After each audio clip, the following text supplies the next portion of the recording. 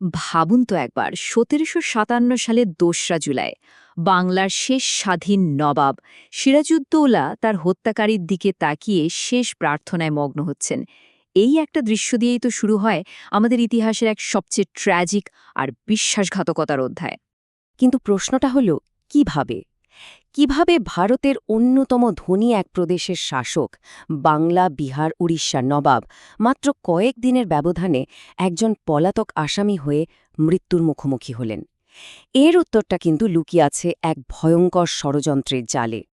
এই যে দেখছেন, এটাই সিরাজউদ্দৌলার শেষ ঠিকানা, তার সমাধি। কিন্তু এর অবস্থা দেখে কি একবারও মনে হয় যে এই মানুষটি একসময় ছিলেন এই বিশাল অঞ্চলের একচ্ছত্র অধিপতি? ভাবা যায়, এই অবহেলিত সমাধিটাই যেন তার ভাগ্যের এক নির্মম পরিহাসের সাক্ষী হয়ে দাঁড়িয়ে আছে। সিরাজের শেষ ৩ দিনের এই গল্পটা ঠিকভাবে বুঝতে হলে আমাদের একটু পেছনে ফিরে যেতে হবে। দেখতে হবে কারা ছিল তার শত্রু, আর কেনই বা তারা একজোট হয়েছিল। চলুন আছে ষড়যন্ত্রের জালটা একটু খুলে দেখা যাক। ষড়যন্ত্রের জাল, ফাটল ধরা এক দরবার। সিরাজ যখন সিংহাসনে বসেন তখন তার নিজের দরবারই ছিল বলতে গেলে একটা টাইম বোমার মতো। চারদিকে অসন্তোষ আর চাপা ক্ষোভ। মাত্র ২৩ বছর বয়স, ভাবুন তো। এই বয়সে সিরাজ সিংহাসনে বসেন। তিনি ছিলেন ভীষণ আত্মবিশ্বাসী, কিন্তু একটু হট-হেডেড, মানে বদমেজাজিও বলা যায়। আর ঠিক এই কারণেই মুর্শিদাবাদের পুরনো ঝানু সব আমির ওমরাহুদের সাথে তার ঠিক বনি বলা হচ্ছিল না। তার একরোখা স্বভাবই তার শত্রুদের একজোট হওয়ার সুযোগ করে দেয়। আর এই শত্রুদের তালিকাটাও কিন্তু বেশ লম্বা। আর সবচেয়ে অবাক করা বিষয় হল, ষড়যন্ত্রের মূলে ছিল তার সবচেয়ে কাছের মানুষেরাই। একদিকে ছিলেন তার নিজের খালা ঘসেটি বেগম। সিরাজ তার বিপুল সম্পত্তি কেড়ে নিয়েছিলেন, আর সেই প্রতিশোধের আগুন জ্বলছিল তার মনে।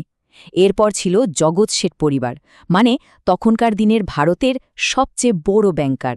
তারা ভয় পাচ্ছিল সিরাজের হাতে তাদের ব্যবসা-বাণিজ্য সব ধ্বংস হয়ে যাবে।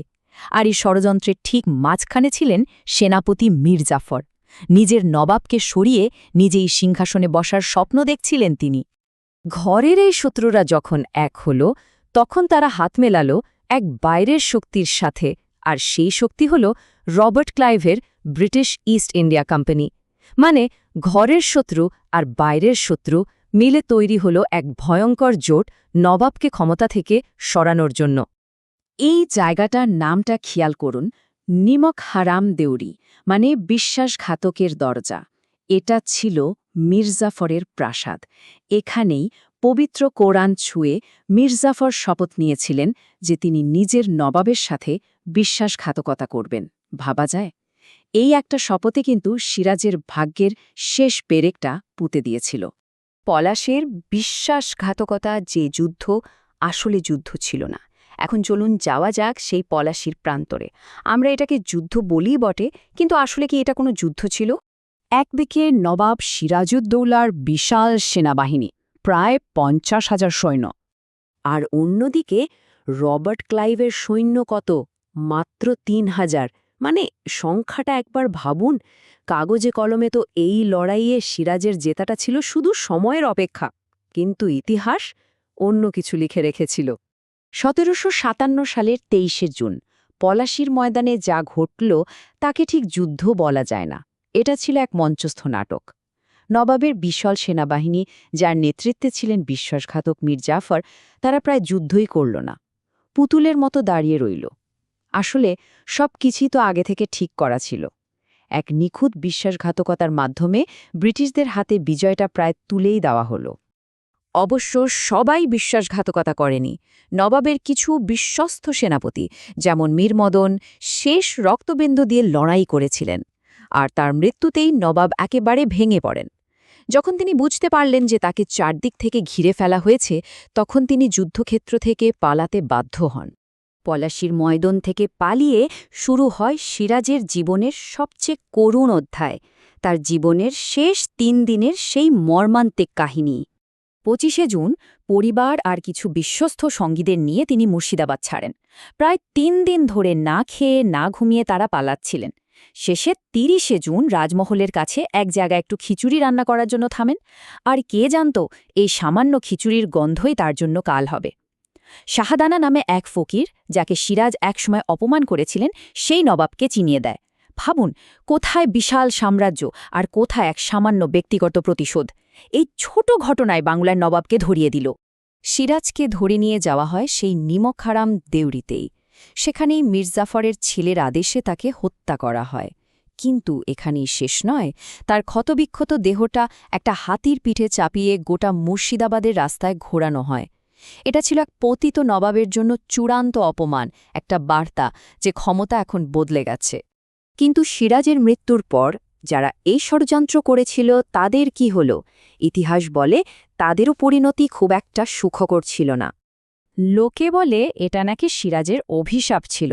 দেখুন, মির্জাফরকে নবাব তো বানানো হলো, কিন্তু তিনি ছিলেন ব্রিটিশদের হাতের পুতুল। শেষ জীবনে কুষ্ঠরোগের যন্ত্রণায় ভুগে তিনি মারা যান। তার ছেলে মিরন, যে সিরাজকে হত্যার আদেশ দিয়েছিল, তার মৃত্যু হয় বজ্রাঘাতে।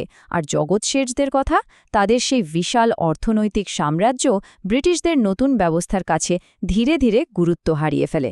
বিশ্বাসঘাতকতার ফলটা যেন তারা হাতে নাতেই পেয়েছিল।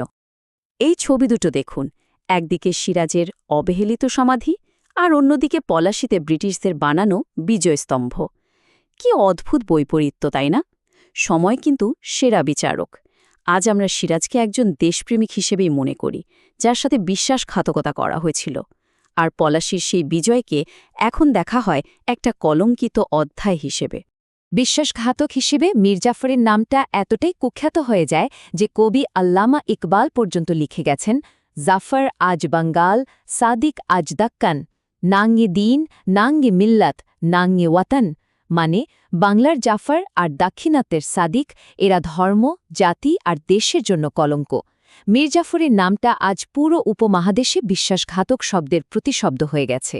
সিরাজউদ্দৌলার এই করুণ কাহিনী আমাদের এক চিরন্তন প্রশ্নের সামনে এনে দাঁড় করায়।